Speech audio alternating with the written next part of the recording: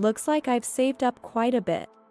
Smiling slyly at her smartphone is me, Emily. A 29-year-old working housewife in her second year of marriage. Even if my colleagues find my grinning weird, I can't stop. After all, we're finally close to saving enough money to build our dream home. The bank account balance displayed on my smartphone was nearing our target amount. My husband, Mark, whom I married after an office romance, and I don't have children yet. We've always thought about having children after building our home. Honestly, I wanted to enjoy being single a bit longer, but Mark, who was in his mid-30s and older than me, really wanted to get married when I was 27. Working in the same company as my husband, though in different departments, can be awkward. However, I know my salary would decrease if I changed jobs. So, I've kept working, enduring, and now we're just a step away from buying our home. It's been a long journey. No particular problems between me and my husband.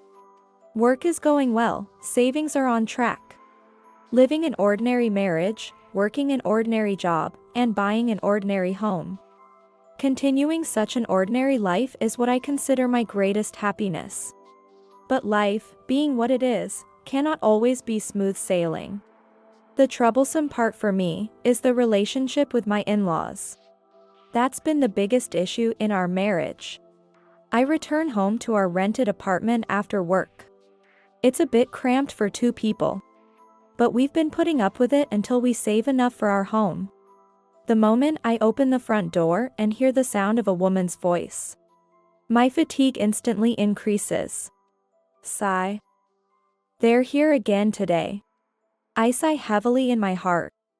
I'm home. Oh, welcome back. You're late, aren't you? The response to my arrival wasn't from my husband, Mark, but my mother-in-law. Sitting heavily on the couch installed in the cramped apartment was my mother-in-law. Good evening, mother-in-law. Do you always come back this late? My in-laws live just 3 train stations away. Not far, but uncomfortably close. Because of this proximity, my mother-in-law frequently makes her way to our home without a second thought about the distance. Coming back this late, what about Mark's dinner? It's always the same. Without a word of sympathy for my late return due to work, my mother-in-law only has complaints. I'm sorry, work was really busy, I'll prepare something right away. Even though you work at the same company? Mark has been home for ages. Emily, aren't you inefficient? Even though we work for the same company, what Mark and I do is completely different. Mark's department hardly has any overtime. In exchange, they get paid less. My department is crucial to the company, with many important projects that can't be finished without working overtime. In exchange, our salaries are the highest in the company. I wish Mark would explain this, but perhaps his pride gets in the way. And he never says anything. Right now, he's just quietly sipping his tea. Since we both work, I think it's only fair that Mark does some of the housework. But he steadfastly does nothing. Shopping, laundry, cleaning, bathing, and preparing meals all fall to me. When I come back from work, he's either watching TV or playing on his smartphone. My mother-in-law, unaware of this, comes over to make snide remarks again today. Never mind, Mark and I have already had dinner. We had some delicious steak. I wanted to treat Mark to something nice for a change, so I paid for it. Oh? You already ate? Yes, we went to a wonderful steak restaurant. It wasn't a fancy place, but quite good. Hearing the name of the steak restaurant almost made me jump. It's known for being upscale. Surprised, but acknowledging that it was my mother-in-law who paid, I was about to head to the kitchen to prepare my own dinner when my mother-in-law stopped me. Oh, Emily. I feel a bit awkward asking, but could you do me a favor? I had a bad feeling about this. I'm a bit tight on money this month, could you lend me some? There it was. My mother-in-law frequently asks for money like this. But wait, didn't she just go out for expensive steaky? And didn't she also claim to be tight on money last month? Begging until I reluctantly gave her $300? And it's been the same story before that, and before that. I wanted to retort, aren't you being inefficient, but I managed to hold back, forcing a strained smile. I'm sorry, but we're actually tight on money this month too. Your parents are in trouble, and you're not going to do anything to help? What a cold-hearted daughter-in-law. Who's the cold-hearted one here? Your son, who leaves all the housework to me and goes out to eat steak with you.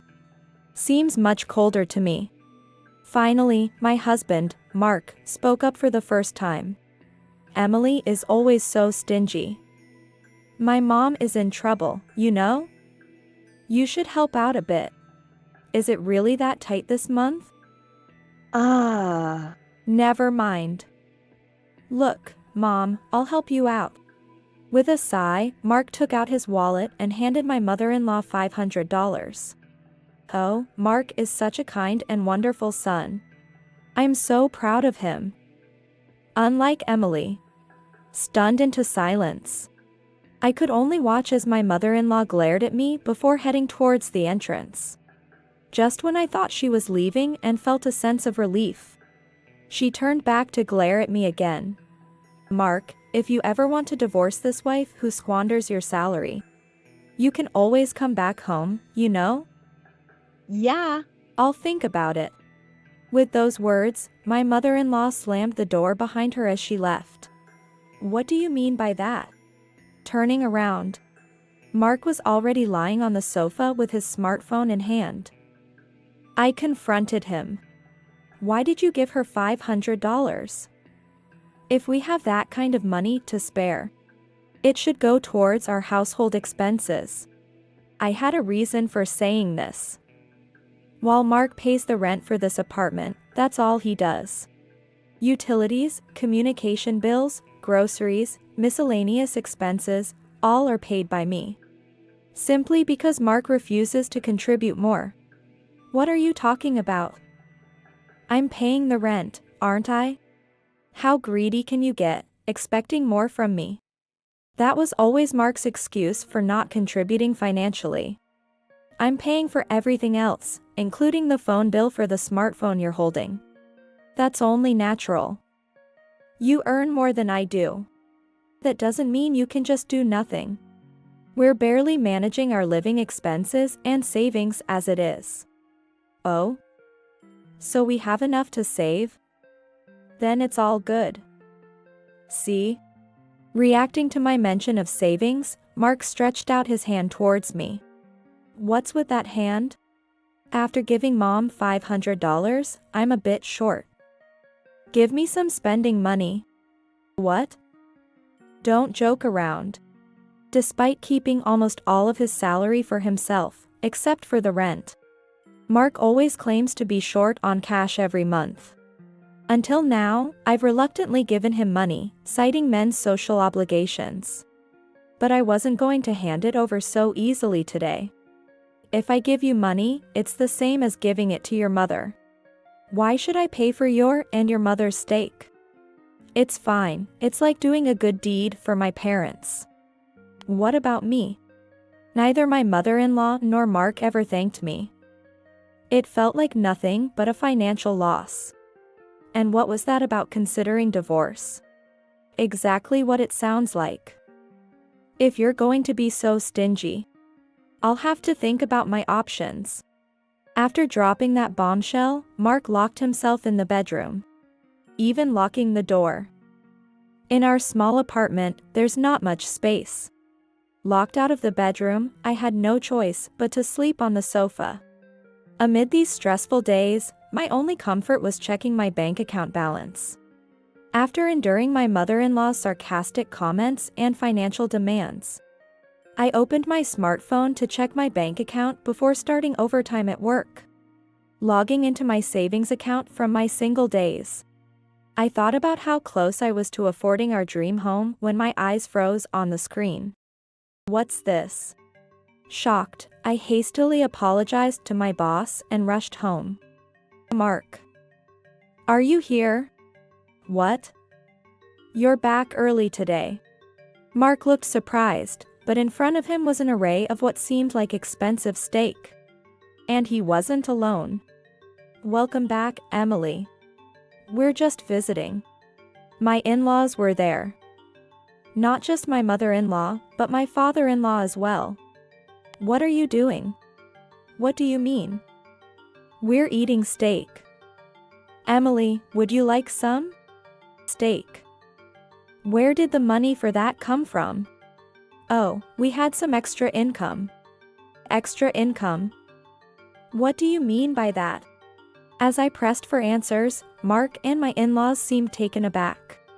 Seizing Mark by the collar as if to prevent him from escaping, he reluctantly handed something over to me. It was the bank book for the account I had checked online earlier.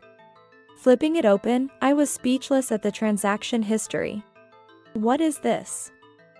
How did you withdraw this money?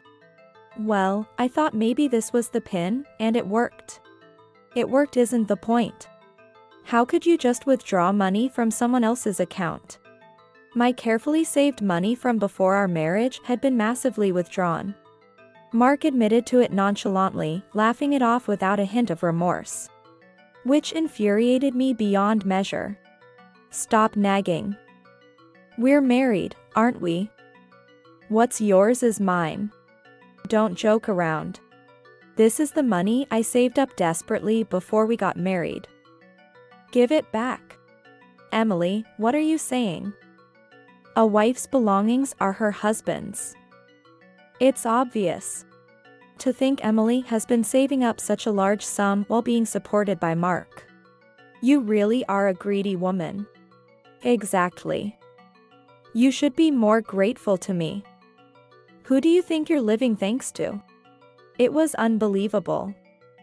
There was not a single person on my side in this situation. Don't joke around. This is no different than theft. Give it back. Hey, who do you think is joking here?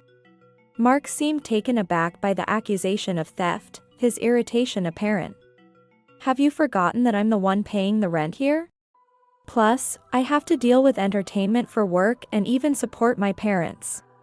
That's right. Mark is such a filial son. While I'm paying the rent, you've been saving up all this money.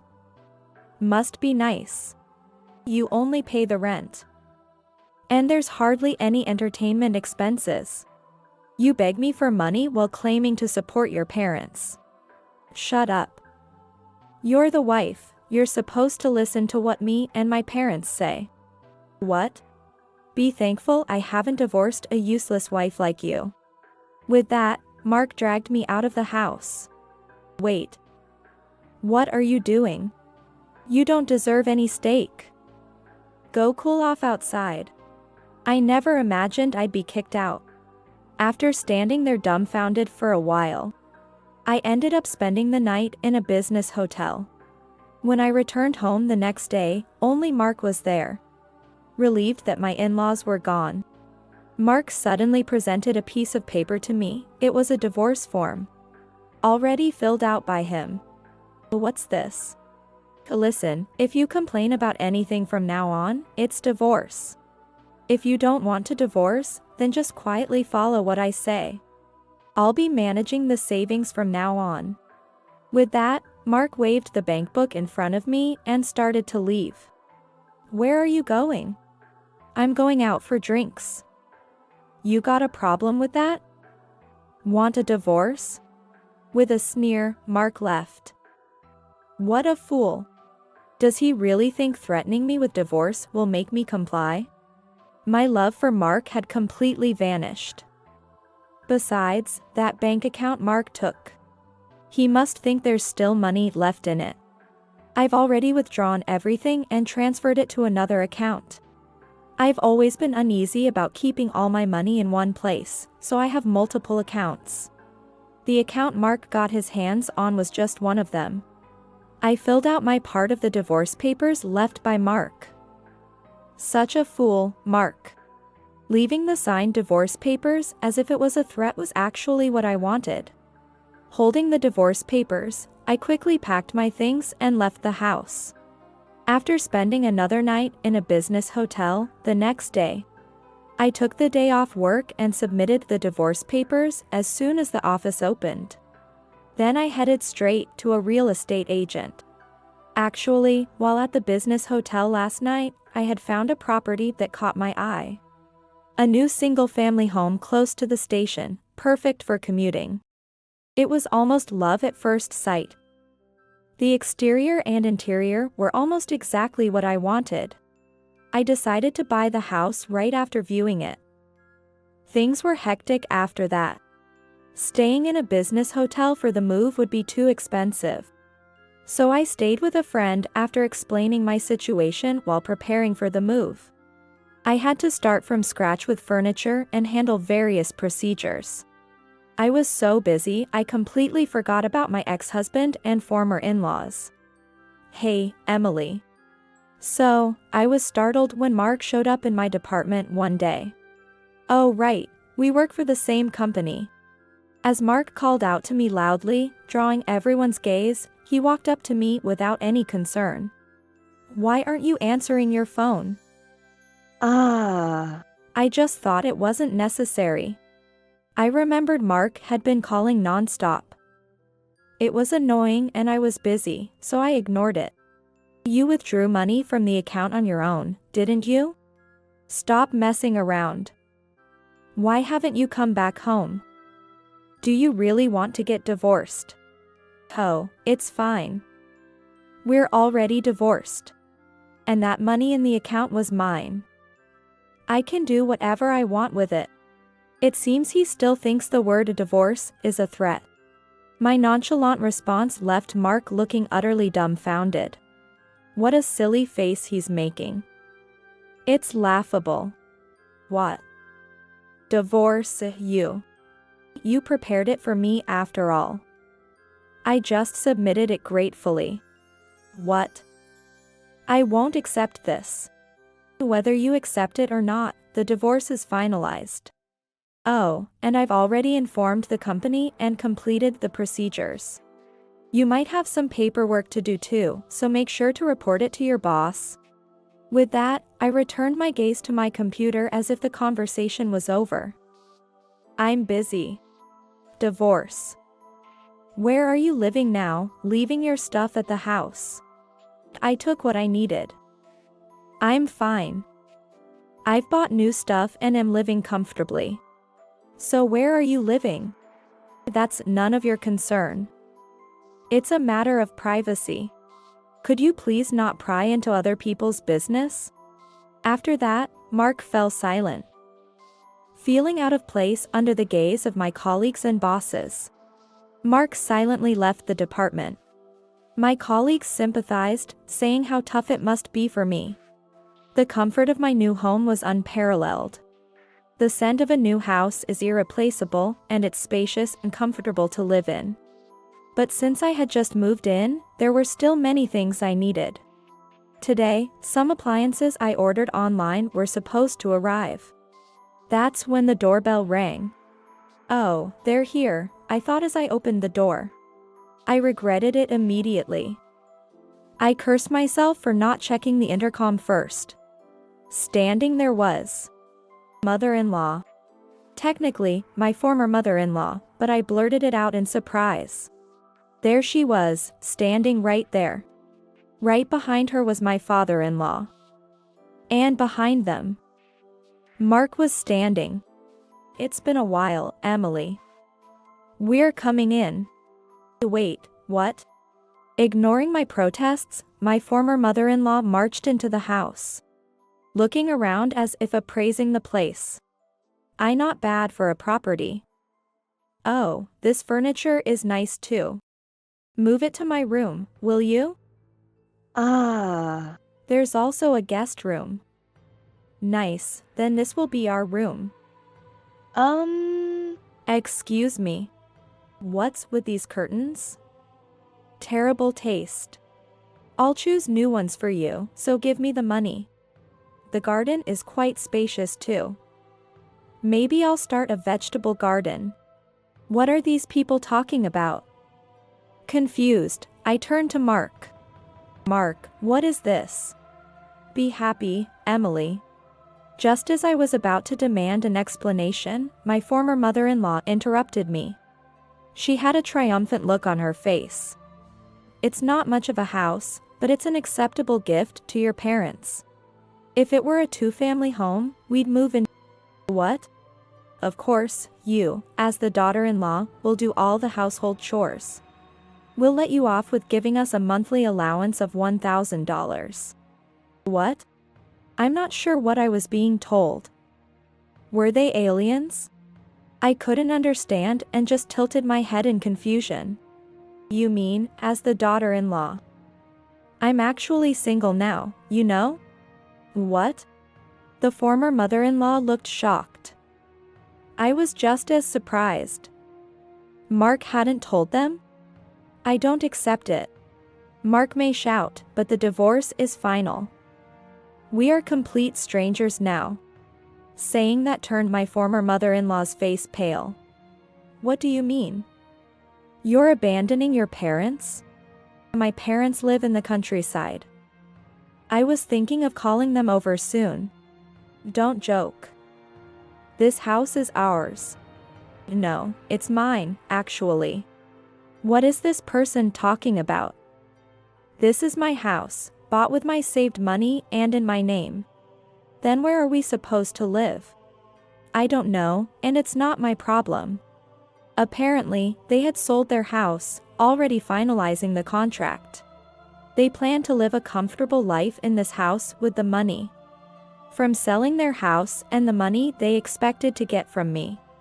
What a terrifying plan. I won't accept this no matter what. My former mother-in-law kept saying this.